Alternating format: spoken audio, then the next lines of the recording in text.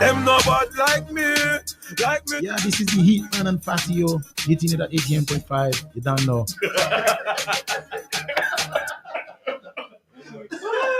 This is not a laughing matter. Me no afraid of no bullbuck, no dopey canker. Me no fire one shot. I always listen to 88.5 Super FM. I love it. I'm always locked on to 88.5 Super FM. It's hot. 88.5 Super FM. I'm always locked on, and so should you. 88.5. 88.5 are number one. Mud. Casualty 911, 10 a.m. to 11 a.m. with the consultant. Health is not merely the absence of diseases. It is your social, economic, physical, spiritual, and mental well-being. Just imagine you on 88.5 Super FM, talking, questioning, sharing your experience, information, education, entertainment, news, instructions, advice on diabetes, high blood pressure, strokes, menopause, AIDS, pregnancy, sex. Sex? Did you say sex? As prescribed, take your medication, exercise, and diet. On 88.5 Super FM, tell a friend, call your neighbor. Casualty 911 is on. And of course, good morning. It's now 3 minutes after 10 a.m. in St. Lucia and the rest of the Eastern Caribbean. Today is the 11th day of November 2024. My name is Rome, and this morning is now 10 a.m., so it's time for Casualty 911. And let me say good morning to Fawn. And she also has a guest here, and I believe we will have a virtual guest and an in-studio guest today. So keep it locked to 88.5 Super FM. Good morning, Fawn. How are you? Good morning, Manus. All right, hope you're doing well. All right, so you take it away. Good morning to all of our listeners. It's always a pleasure to be here. A wonderful Monday morning. I looked out this morning and thought it would have been just as thunderous as it was over the weekend, but luckily we seem to be having some nice clear weather this morning. To all our new listeners, welcome. We appreciate you. To our regular listeners, thank you for tuning in. We are very happy to have you with us as always, and we always are looking forward to your contributions. So please use the WhatsApp platforms and the telephone to get in touch with us, to ask your questions, to make your contributions, to comment on whatever is happening here today. So our WhatsApp number is 7305388. And you can reach us via the telephone at 459-7888. As Rome indicated to you today, we have two guests. We have a virtual guest and an in-studio guest, none of whom are strangers to the program. They've both been here before. Dr. Vemula from the Epidemiology Unit of the Ministry of Health is joining us again this morning, as is Mrs. Fadia Campbell. Our program today is going to be separated into two. In the first half of the program, the first part of the program, we will be speaking with Dr. Vemula about an upcoming survey.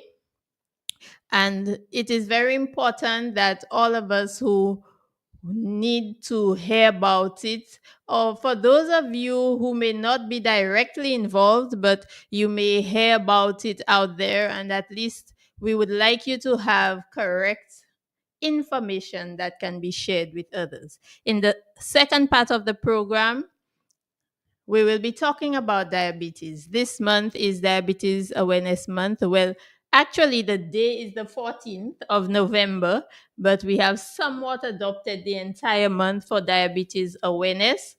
Diabetes Awareness Day, 14th of November, which is on Thursday. So we will be looking at diabetes from a nutritional standpoint today. So Dr. Vemula, can you hear us? Can you hear me? The mic is still off. Okay, so I think we will just try to get her on board here. She may have disappeared to the washroom, maybe. So as we wait for Dr. Vemula, The survey that we will be speaking about is related to schistosomiasis, Good morning, and Dr. everyone. will be telling us a little bit more about that survey to enlighten us on what schistosomiasis is, how it is transmitted, what is the purpose of that survey, why is it important to do, and why are they doing it at all, and why have they selected that particular group of people to whom they will be administering that survey. So, Dr. Vemula, if you can hear me, Yes, I can hear just you. Good morning, introduce all. yourself briefly for us. I think I did a very, very succinct introduction. Maybe yours might be a little bit more elaborate. So, can you just share with the viewers and the listeners who you are and where you work and so on? Good morning, everyone. I'm Dr. Harini Vemula. I'm a medical surveillance officer from Epidemiology Unit, Ministry of Health, Wellness and Elderly Affairs. Okay, wonderful. So, almost as brief as mine. So, Dr. Vemula, could you share with our viewers a little bit about the survey that is coming up among primary school children as it relates to schistosomiasis? But first off, I think that many people may not actually know what schistosomiasis is. At Right. my 40 plus years, I think I heard about schistosomiasis when I started working with the ministry. I had never heard of it, but I thought I had never heard of it until I heard another name for it, which is bilharzia. Okay. Right. So, could you just tell us a little bit about schistosomiasis or bilharzia, and then we will move into what the survey is all about? Sure. So, as you said, if we talk about cystosomiasis, nobody would understand. It would not ring a bell either. So, let's keep it to bilharzia. So, that's much more familiar word. So, this cystosomiasis, which is bilharzia, it's a parasite infection, and it is transmitted through the intermediate host, which is the snail. And these snails are the freshwater snails. So that's the way of the transmission. When we go into fresh rivers, ravines, ponds, and if we bathe or wash clothes or anything, and if we have a small cut, open wound, and these parasites from the snails, it gets the larvae into the fresh water, and that's how it enters the human skin. So through the human skin, when there is an open wound, it enters into the human body, and that's how we get cystosomiasis. And the symptoms are like they can have mild fever, similar symptoms like vomiting, diarrhea, just like gastroenteritis. And those are the acute stages where they can get stomach pain and these symptoms. But in chronic stages, we look at where these larvae can parasite the worms. They can stay in the organs for longer duration, like in the liver, bladder, and also female reproductive organs. And they can cause chronic causes like for infertility in females, and also bladder cancer if they enter the bladder, and liver cirrhosis. All these are the chronic stages we are looking at. But the good thing is, we have not seen cystosomiasis in St. Lucia for quite some time. The last case was in 2014, which was in a 10-year-old child.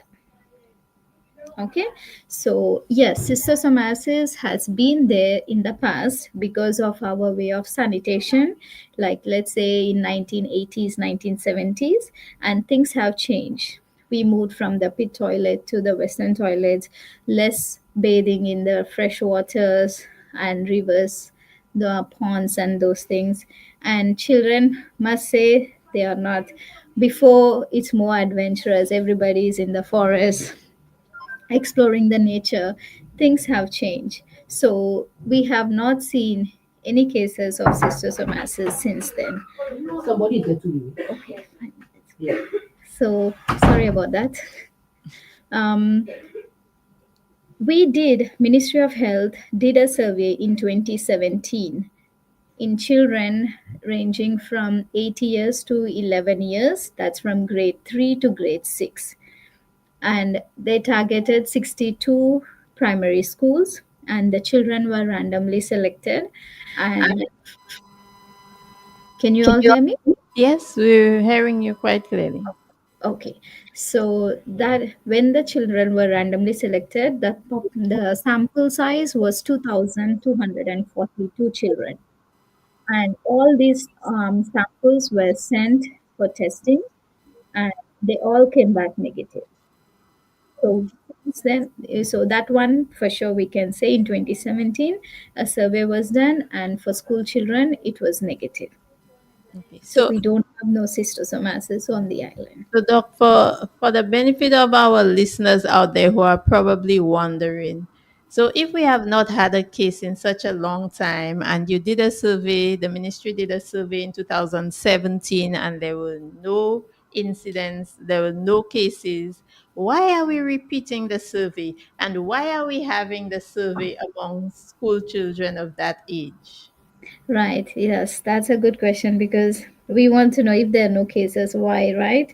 So, um, we want to make sure if schistosomiasis bilharzia is still a public health concern or not. So, this survey is PAHO accredited survey, PAHO and WHO. So, we want to make sure we are the first country in the CARICOM countries to make sure that we are completely eliminated free of schistosomiasis from St. Lucia. So, how can we get to that point where we can prove that we are without any cases? How many more surveys do we need? So right now, this is the survey we are planning to. In the process of doing the survey for 2024, we are aiming for school children. This one because there was a study that was done in 22 on the intermediate host, which are the snails. So they did all the studies in 2022 from on 50 different locations in the country, and they found out there is no horse which carries this particular type of parasite in St. Lucia. So, what Okay. are we hoping to get from the results of this survey?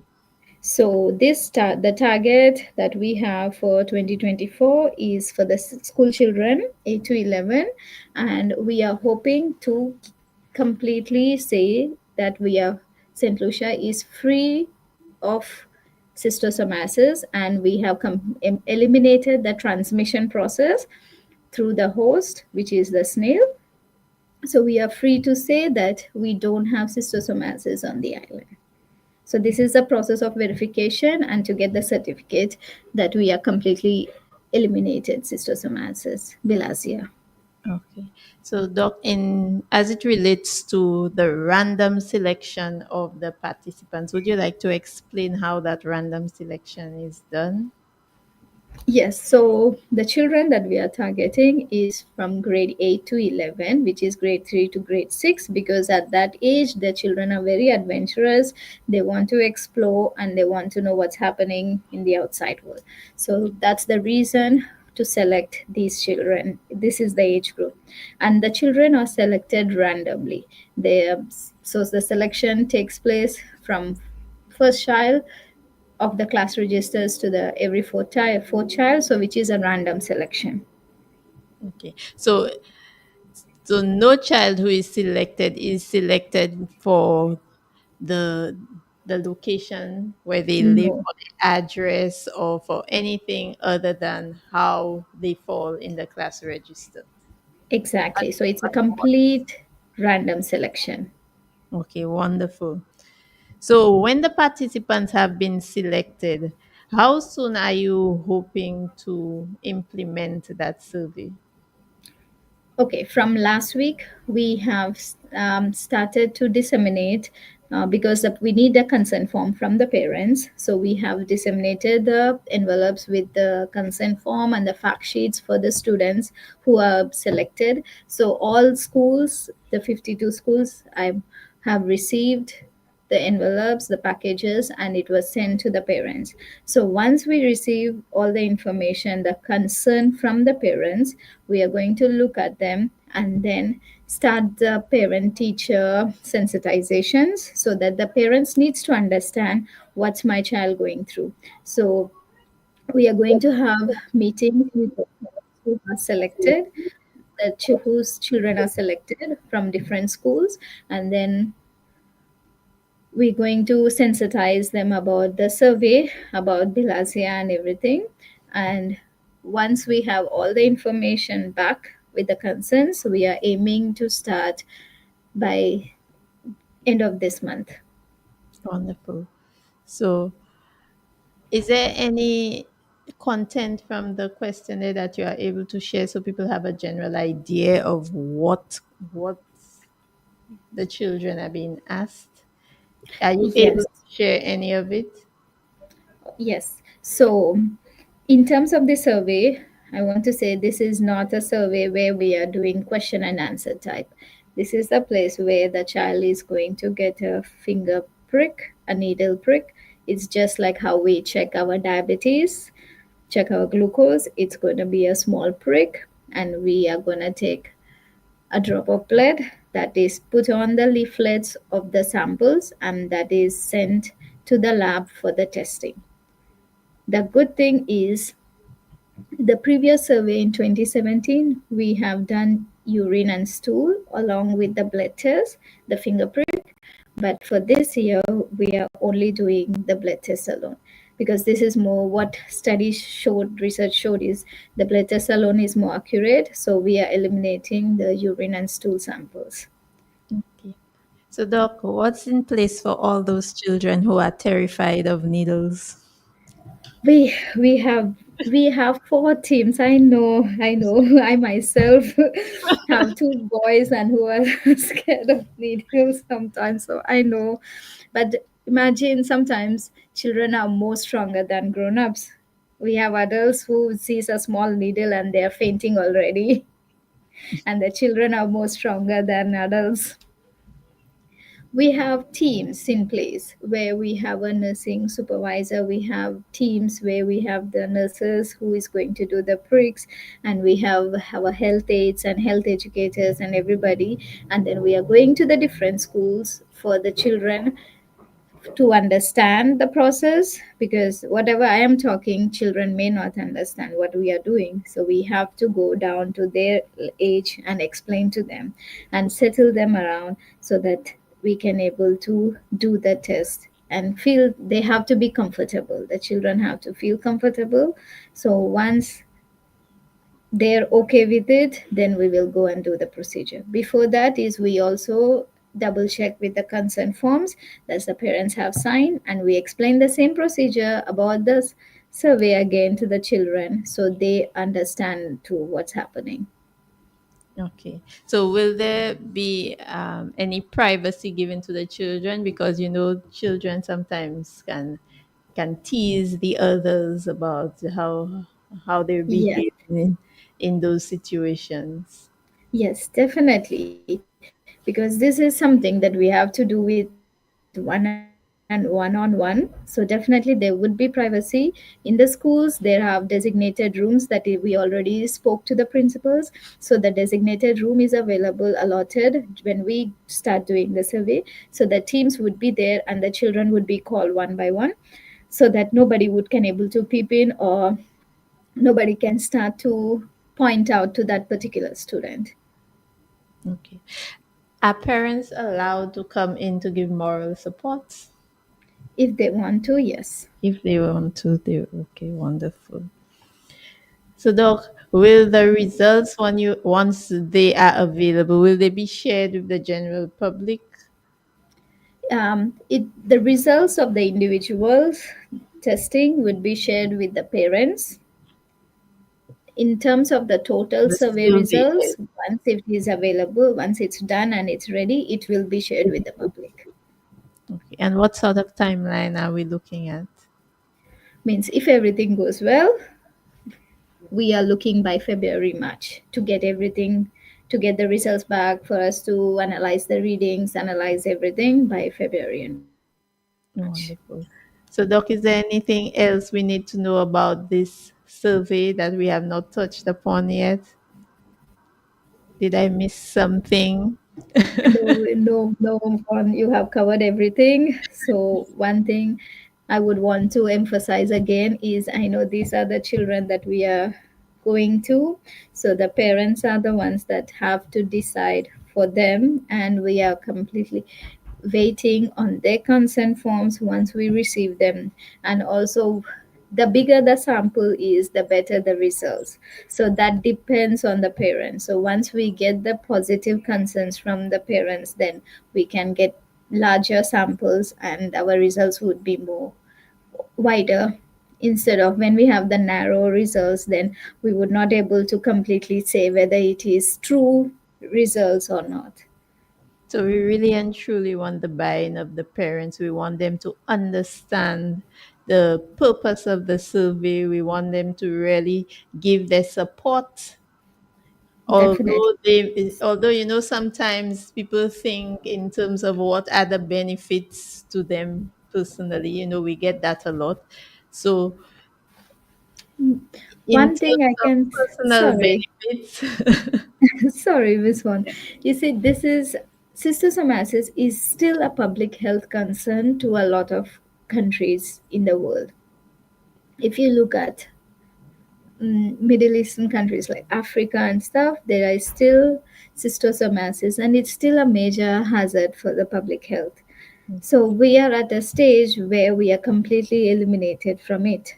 So participating in this survey would help the public health, and also it lessen the burden, public health burden on the healthcare. That's the one main reason we want to do, is to make sure we are completely zero eradicated from the bilharzia. wonderful. So parents out there, please give your full support to the schistosomiasis survey taking place at your schools in the near future. Read through your fact sheets. Is there a number that they can call? Is there somebody they can reach out to if they have any Y- questions? Yes, so What? all the fact sheets does have the number at the end of the page, but they can also reach out to 468-5317. That's the direct line for the research coordinator. So you can call on that number, 468-5317. Okay, wonderful. So Dr. Harini Vemula, thank you so much again for joining us. Thank you, For Fawn. Thanks for having me. sharing, you're welcome, for sharing so much about the survey, and I hope that the parents out there have been listening. For those of you who are hearing and you know of people with children in that age range, please share that information with them. We would really appreciate it. So Doc, thanks again for joining us and have a wonderful day. Thank you, Fawn. Thank you. Thank you, Casualty 911. Yes, have a wonderful day. Yeah. All right, amazing conversation here with Dr. Vemula. And now we move to your other guest. Oh, I thought I was going to get a little voice break, but apparently not Well, with we Romanus can- this morning. We can probably take a break if you'd like. We can A probably short break, yes, Yeah. would be welcome. Thank you so much. All right, no problem. So, guys, we're going to take a short commercial break. Let me just get that. All right. Let me see. Let's see. All right. With the consultant, health is not merely the absence of diseases. It is your social, economic, physical, spiritual, and mental well-being. Just imagine you on 88.5 Sufra FM, talking, questioning, sharing your experience, information, education, entertainment, news, instructions, advice on diabetes, high blood pressure, strokes, menopause, AIDS, pregnancy, sex. Sex? Did you say sex? As prescribed, take your medication, exercise, and diet. On 88.5 Sufra FM, tell a friend, call your neighbor. Casualty 911 is on. The Sufra Foundation wishes to remind the public that Port Sufra is a port of entry to the island. To ensure close adherence to the ISPS, International Security and Port Facility Code. It was necessary to ensure that the standards and protocol at the jetties were not being compromised. The boardwalk jetty is a very active area during the operating hours of 9 a.m. to 5 p.m. As such, docking space is in high demand. The management of the Super Foundation solicits the assistance of all vessel operators and owners who dock at the boardwalk jetty overnight to kindly remove their vessels before 9 a.m. daily to prevent unnecessary confusion regarding docking space and to accommodate all its customers' needs. Your cooperation is greatly appreciated.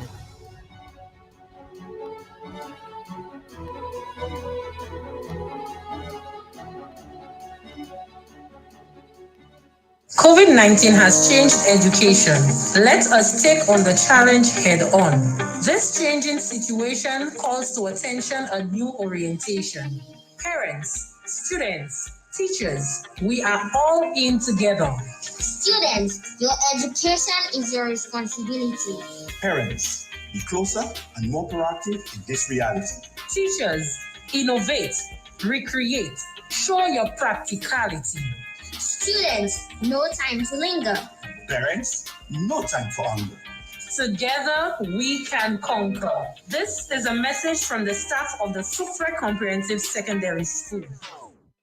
88.5 Sufre FM presents Let's Connect every Tuesday from 5:30 p.m. with your host, Reniata D'Souza. Also live on Facebook. Be sure to tune in as we present you with updates on local activities, events, businesses, initiatives, and upcoming opportunities for all. Let's connect every Tuesday right here on Super FM and online. Don't miss it.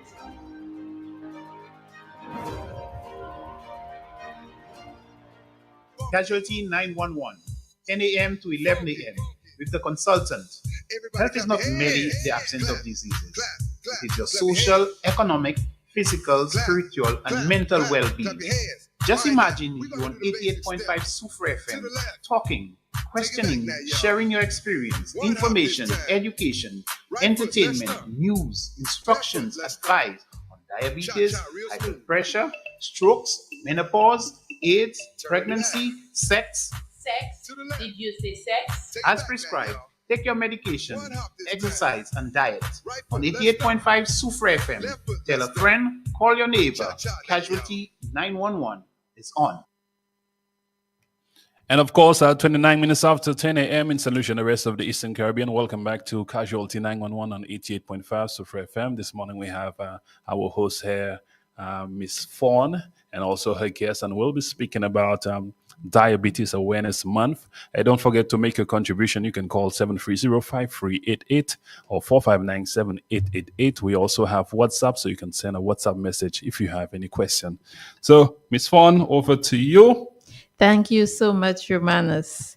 Thank you for the short break, and to our listeners who are just joining us in the first part of our program today, we spoke about the upcoming Schistosomiasis survey, which will be administered to children at primary schools between the ages of 8 and 11. So for those students who have been selected, if their parents have not received the package yet with the fact sheet and consent form, they should be getting it shortly. So now we move on to our discussion on diabetes. This year's theme is diabetes and well-being. And we are speaking with Mrs. Fadia Campbell, who is no stranger at all to Casualty 911. And it's always a pleasure to have her here with us. So she is going to delve into the theme just a little. Yeah. And then we will talk about diabetes, people who are already living with diabetes. We will touch a bit on things that have changed slightly, in terms of determining the risk for the undiagnosed, so people who have not been diagnosed with diabetes. In our earlier discussion with Dr. Vemula, she talked about the finger prick for the Schistosomiasis survey, and that is something that was very common for non-diabetics to get a finger or a random blood sugar test. So that has changed, and we'll talk a little bit more about that as well. So welcome, Fadia. Well, thank you so very much. And good morning, Roman. Good morning to our listening audience. And so we are discussing diabetes today. And well, every year, like you said, on the 14th of November, the world commemorates World Diabetes Day. And of course, we have adopted the Diabetes Awareness Month. Yes, and as you alluded to, the theme is diabetes and well-being. And of course, that speaks to, appropriate access to diabetes care and support for their well-being. Everyone with diabetes has a chance to live well. Basically, that is what the theme is hinging to. And just to give you a little bit as it relates to statistics in terms of coming out of the International Diabetes Federation, it is said there that 36% of people living with diabetes experience, diabetes distress. So persons, sometimes they have diabetes and they have not even accepted the condition. They are living in denial, right? Additionally, they're saying that 63% of persons living with diabetes say that they are fearful of developing diabetes-related complications, and that can affect their well-being as well.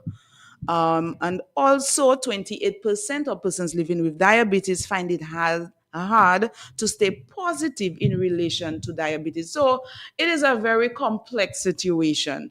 Even the fact that an individual may go to a doctor and just being diagnosed with diabetes, that is fearful for some people. So yes, so the theme well speaks to, diabetes and the patient's well-being. Okay. So in terms of how people deal with diabetes, I think from working in health centers and out in the communities, we see the frustration very often with people who have been diagnosed. Some people become frustrated because they feel that in spite of their best efforts, they are unable to control their blood sugar levels at the rate that they would like to, keep them at the levels that they would like to have them or that their doctor would like to see them. So it can pose many, many challenges mentally and, of course, financially for some people, because it requires for some drastic shifts in lifestyle habits. Yes. And that can bring about some financial challenge, particularly, when we talk about food. That is one of the things people point to as one of the biggest challenges, is eating healthy. And with a nutritionist on board, I'm sure she will agree with me if I say that managing diabetes is majority diet. Definitely. And the rest you can divide between your medications and your exercise and your water intake and so on. But your diet plays a very significant role in how well you are able to manage your condition. So in terms of access to services, if nutrition plays such a big and vital role, how easy is it for somebody who is newly diagnosed or somebody who has been living with diabetes for a long time to access care via a nutritionist? How do they go about it? How easy it is to access the service, and what can they get from going to a nutritionist? Okay. So when somebody is diagnosed with diabetes, it is done within if you're within the public domain at the wellness centers, right? So the person comes in, sees the district medical officer or the DMO, a referral is made to the nutritionist or dietitian. However, we do not have a nutrition officer, nutritionist at each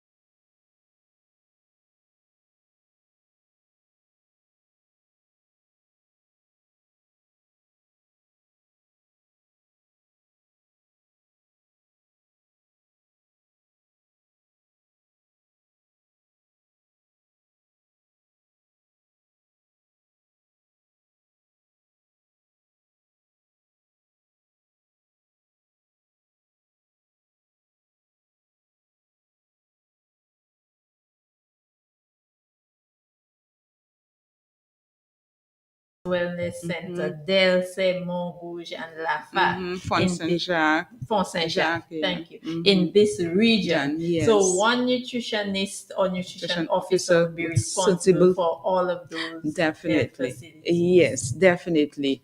And as I was saying, yes, the referral is made, and where there aren't nutrition persons, others would come in, but it would not be on a regular basis, because you can well imagine one nutrition officer has to serve maybe two regions.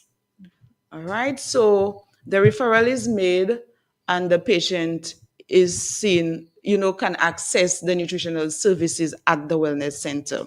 Okay, so before you go on, I just want to ask, what is a reasonable time frame within which a person can expect to see the nutritionist? So today is Monday.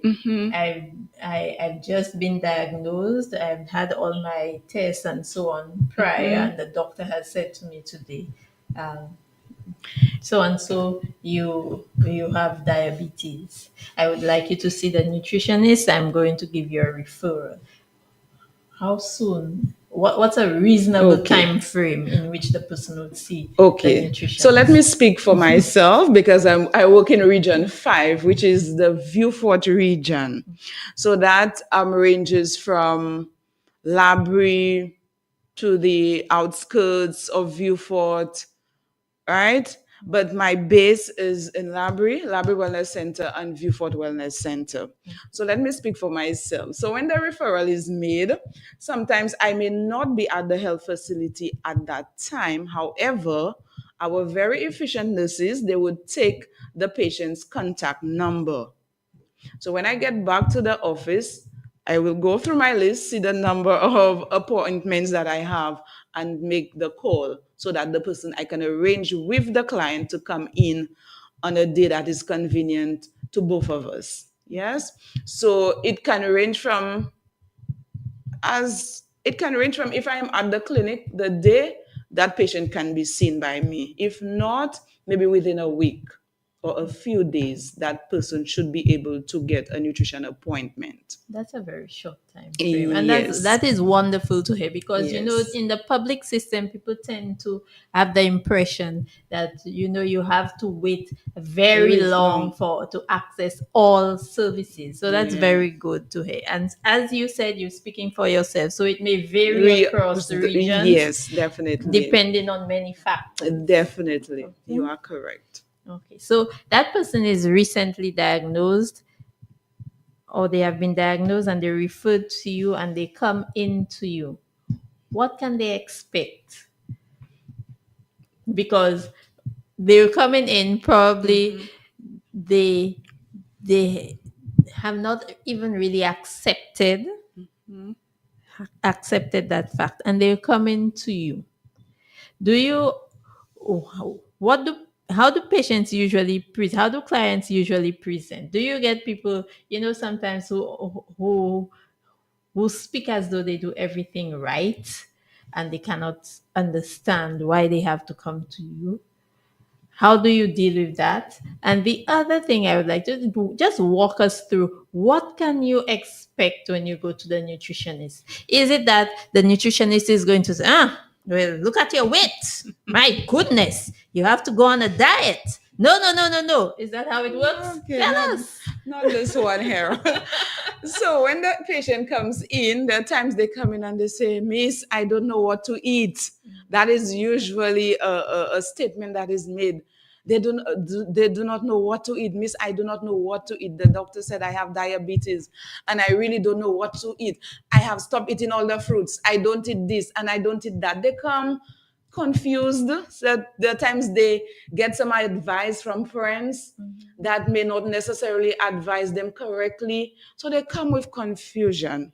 So a patient like that, I have to sit them down, calm them down.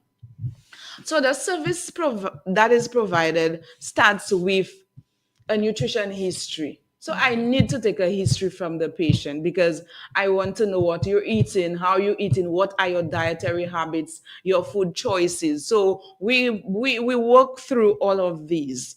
So after I've gathered sufficient information, then I would be able to assess that client. In addition to that, measurements are made for the client in terms of taking their height, their weight, their body mass index, the fat, the visceral fat, etc. Because all these break it down for us. Visceral fat. Visceral fat, the fat that is embedded in the abdomen that cushions some of the vital organs. And as an individual, you do not want too much of that fat surrounding your vital organs. And most of our persons with diabetes, that can further push them into other complications like heart disease, etc. So you want to, as the professional, as the clinician, to be able to gather as much information, and these parameters will tell you exactly how you're going to pitch your recommendations, right? So if the person is overweight or obese, you want to speak to that as well and help the client in terms of how they can maneuver and how they can, lose weight by, choosing healthier food options, by looking at their portions, the amount of food. But why is it important to lose weight if you're diagnosed as having diabetes? Does it matter, and why? Oh yes, it does matter, because what it is showing that persons with a large girth, a large waist circumference, that is related to heart disease, right? In addition to that, that can impact how the person is able to control their blood glucose levels as a person with diabetes. So you want to ensure that they are within healthy weight, they're able to manage and control their blood sugar. All right. So with diabetes, there are other complications, right? Even the person can even develop high blood pressure if that person never had high blood pressure as well. So they've come in, you have done all of that. Is there a follow-up? How do you proceed? So you make certain recommendations to them, and then what happens? Okay, so before, are they left to themselves? Okay, yes, get to that. Yeah, recommendations are made, but the important thing too is to work with the client. So you want to set goals with them. So they would say, okay, let's say, for example, they do not drink sufficient water. So you want to set a goal with them and ask, so how much water are you willing to drink throughout the day? I will tell them what the recommended amount of water is for the day, but we can start. So maybe 1 liter or half of a liter, or, and then they can build on that. So we're actually getting them involved. So when they're involved and they set their goals with our guidance as the nutritionist, to me, they are better able to comply. Yes, because nobody is actually telling them what to do. Exactly. And it's always good to get people's input. Definitely. In as much as I'm sure sometimes you would prefer them to set more challenging goals. Right. but you're working with them. With them, yes. With them. And little steps can redound to tremendous benefits in the end. Yes. So even a small percentage of weight loss can have an impact on their blood glucose level. Definitely, definitely, yes. All right, wonderful. So having made the recommendations, having set the goals, are they left to manage just on those set of goals and recommendations? Is there follow-up? How does it work? Okay, so definitely, I mean, there is follow-up. So within maybe sometimes a week period, depending on what goals were set, maybe a 2-week period, that client comes back to the clinic to be followed up. So we go through the goals that were set. Sometimes we see good results in terms of weight loss, in terms of lowered blood sugar or blood pressure. There are times it's higher than the initial visit. And I encourage the client, don't beat yourself too hard. Don't, Because maybe sometimes there are changes to the diet too, which is a win. Yes. Okay. So yes, so the follow-up is made, and they come back in, and a reassessment is done, etc. Yeah. So how long typically do clients remain within that relationship with their nutritionist? Is it something that is very long term, like for 5 years, or as soon as they have reached a certain level and they feel that they can manage on their own, that they no longer come to the nutritionist? Okay, so how do you get rid of them? You mean discharge them, nutritionally discharge them? Okay. So it varies. It can range. I have patients that I have been seeing for 5 years. Because don't forget that diabetes, hypertension, these are chronic diseases. And sometimes you might find some patients, they start awfully well. They are well able to manage the blood sugar. But there are times they fall off the bandwagon. And in the next maybe 3-4 years, I am getting another referral from the doctor with that same client. And I'm like, where have you been? And then they start again, and they really this time really want to set better goals and being able to control the blood sugar, being able to be physically active. Yeah, so it ranges. Yes, and the time frame ranges. That definitely demonstrates how challenging it can be to manage a chronic condition, because the client is 99% responsible for managing the condition. I mean, you see a nutritionist, you see a doctor, but for most of the time you are on your own and you are responsible for taking the medication as prescribed, for trying to maintain or reach the nutritional goals, that you have set with the nutritionist, and all of those things. So we know that it's very challenging, and it also demonstrates how important support is, whether it is from the medical fraternity or at home. So you very often find that within households, when one person has been diagnosed with diabetes, you almost have a division there. So you have the person who's living with diabetes and the rest. So you cannot eat this and you cannot eat that, but we can bring all of that temptation into the house, and we can indulge and overindulge, but you're not. So the support within the household is also important. Very important. Very, very important. So in a sense, we could probably look at somebody being diagnosed with diabetes as an opportunity for the rest of the family to change and adopt certain healthier habits, as it relates to whether it be eating, exercise, water intake, to adopt certain healthier habits that would be beneficial to everybody within the household, and it would put a little less pressure, and then that person would feel a little less isolated. Definitely. So the lifestyle habits can go across the board as it relates to the family members. We can all eat less sugar, especially simple sugars, from the cakes, the ice cream, the juice drinks, a lot of the other foods, the chocolates, they contain a lot of simple sugars that can raise our blood Christmas sugar. is coming. Yes, it's coming, Christmas is coming. The fruitcake is calling me. Yes, and some of the fruitcake, the fruit's already soaking. Yes. However, like I said, diabetic patients, they can eat a wide range of foods. However, there are some foods they have to limit, right? Like I said, I was alluding to the simple sugars, right?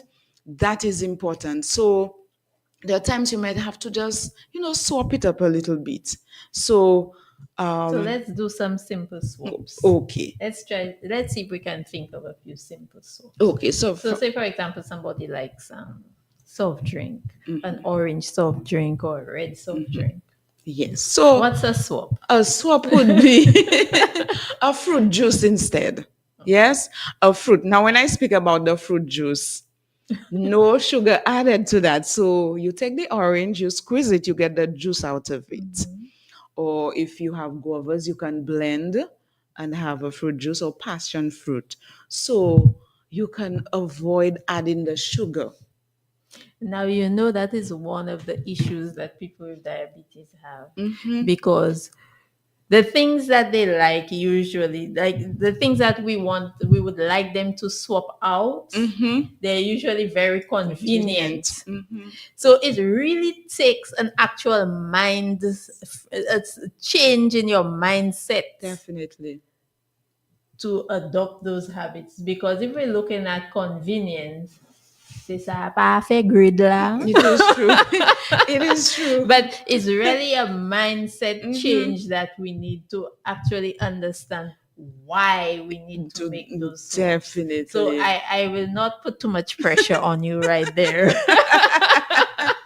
And if I may add, yes, the mindset too, but at least the practicality of it in terms of trying to gradually cut back. Because I've had patients that come in with maybe drinking 6 Cokes in a day, 6 Coca-Colas in a day. They will probably not drink. I will not tell them, don't drink any. No, you're drinking 6, let's cut it by 5.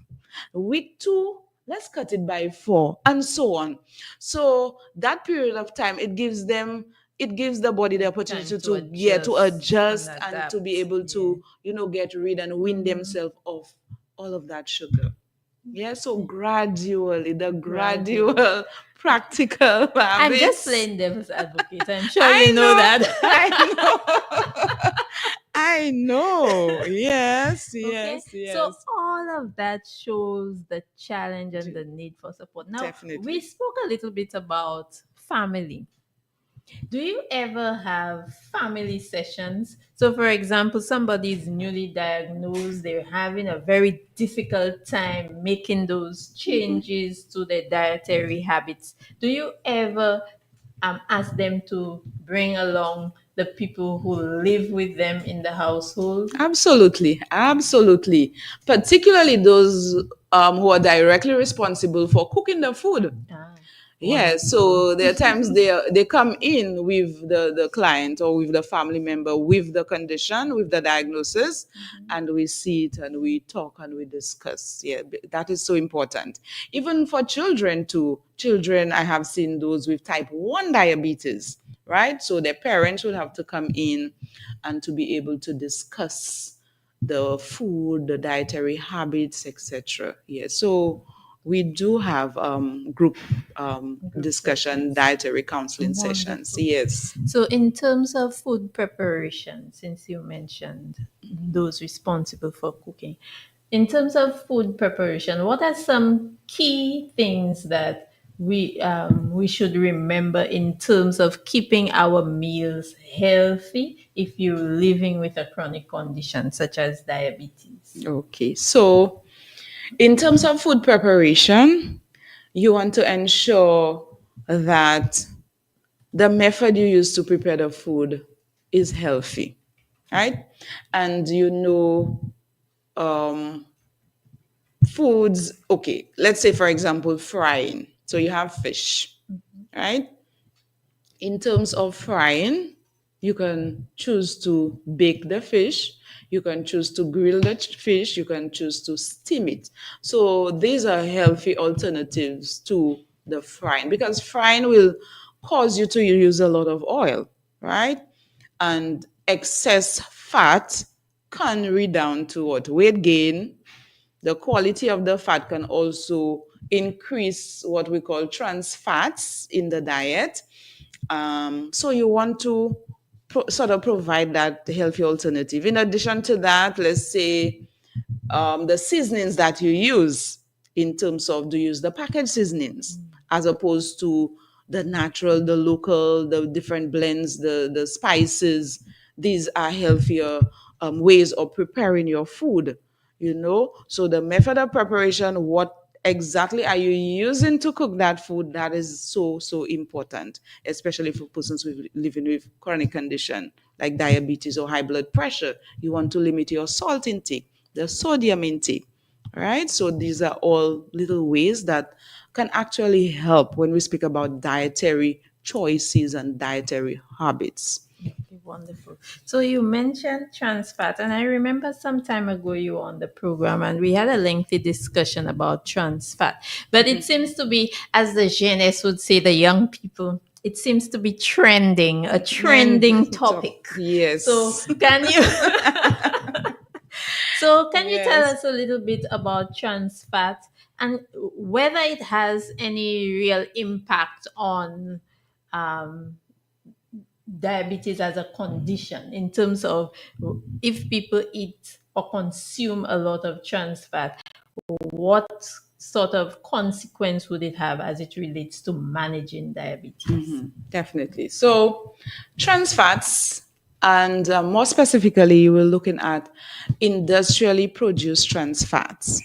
Now, the Caribbean region, the countries within the Caribbean region, they've been mandated to eliminate trans fats from the food chain, food system.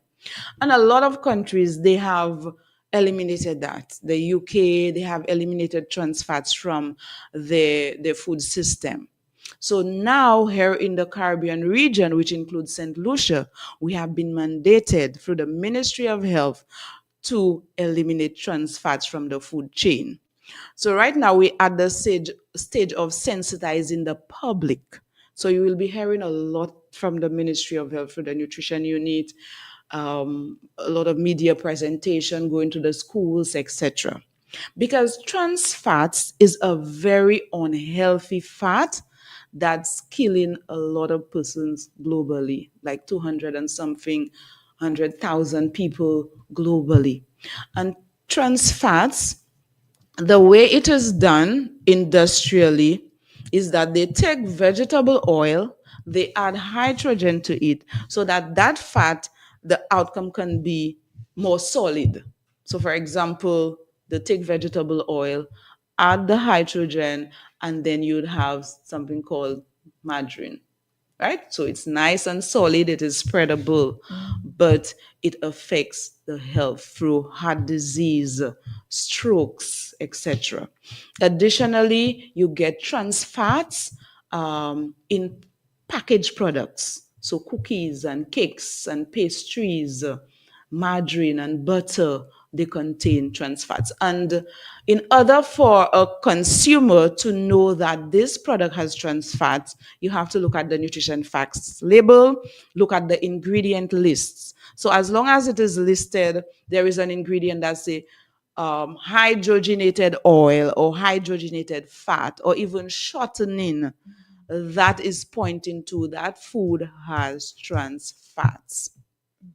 All right. Now, I appreciate all the effort and energy that goes into the education as it relates to trans fat. I think it's always good that people are well informed so that we can make good choices. Definitely. But I have a question in terms of the elimination of trans fat. Wouldn't it just be simpler to not allow those products into the country, given that we don't produce it ourselves. We don't industrially produce anything. Definitely. Right? Yes. So it almost seems as if you're putting in a lot of effort, but Mhm. you're practically depending on individuals to make those choices. And I would assume to a certain degree that the trans fat may actually enhance the flavor of some of those things. So it would be very difficult to get people to move away from it. I know there seems to be, and it's very good to see, a trend towards adopting healthier lifestyles around the island. I think Yes. island wide. Just I have there's no survey, no nothing. I'm basing that purely on observation, purely from being out in the community. You listen to people speak, you see how people change, you see them trying to make healthier choices. Yes. So I appreciate that. I appreciate the effort. But that question lingers in my mind. So that is why this effort it is not just one single person or stakeholder. So that is why other stakeholders like Ministry of Trade and Industry they have to be engaged. They will have to be engaged as we move forward into eliminating. And actually there's a date by I think is it December 2025, which is next year. Yes, so l'année prochaine, oui. So yeah, so that is why other stakeholders must be engaged in order to be able to reach that goal in eliminating trans fat. Because what 95% of the food we eat, they are imported. We have a import percentage. Right Yes, now, so definitely. So all these stakeholders must be engaged in order to be able to reach that goal and that really target. have that impact. Yes. But also too, let me just say that quickly that consumers, you have the power as well.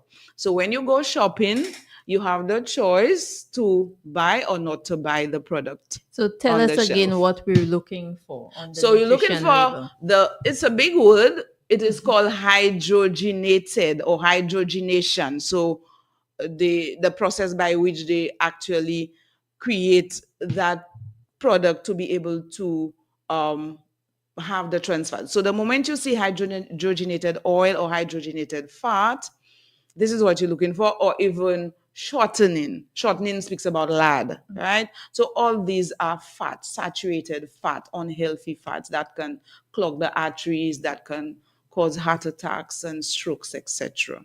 Okay. So in the event that we see hydrogenated oils or semi-hydrogenated or partially hydrogenated within the oil. ingredient list, but the label actually says 0 grams of trans fat. Yes. Where do we stand? How do we make that choice? Okay. Should we just say that, it's so minimal, it doesn't really matter? Or do you think that it may actually contain trans fat and we should try to avoid it? Okay, so by law, a manufacturer is allowed to put this product has 0 trans fat as long as this product has 0.5 grams of trans fat per serving. I hope you understand. I hope the listening audience, they understand that. However, a person might be consuming more trans fat than the 0.5 because that product, that package may have maybe 4 servings or 5 servings of that trans fat. But then by law, they are allowed to say that their product has 0 trans fat as long as it falls within the 0.5 grams per serving. So you, Ford, might probably eat the packet of product, whether it's biscuit or whatever, and maybe eat the entire 6 servings. 6 multiplied by 0.5, that is a significant amount of trans fat you will be consuming. So the product, like I said, serving size is based on one serving, right? So whatever ingredients or whatever, nutrients you see there on that product, it is only for one serving. And I think that is one of the things that we very rarely pay attention to. Definitely. Because it was quite surprising and shocking to my mem to realize, that popular round biscuit. Okay. Whose name I shall not call. Oh, okay. That popular round biscuit. To have somebody say it's a 8 per serving, 9 is a serving when people eat the whole pack. Yes. So, education is very, very important. So important. Yes, and that is how we start to look at packaging differently and really start to know exactly what we're consuming. Definitely. Yes, and I think we have come to the end of our time here. So, Yes, our time. Yes. Oh yes, You're having so much fun. I did not want to stop. Yes. So thank you so much to our two guests, Dr. Harini Vemula and Fadia Campbell, for being with us this morning. I really enjoyed having those conversations with you this morning. And I hope that our listening public, that you learned quite a bit today, and you can share the information that you learned and put it into practice as much as possible. Thank you for having me. Have a wonderful day, everyone. All right, 7 minutes after 11. Once again, this is the Casualty 911 and 88.5 Super FM. Meet us here again on Monday from 10 a.m. 911, 10 a.m. to 11 a.m. with the consultant. Health is not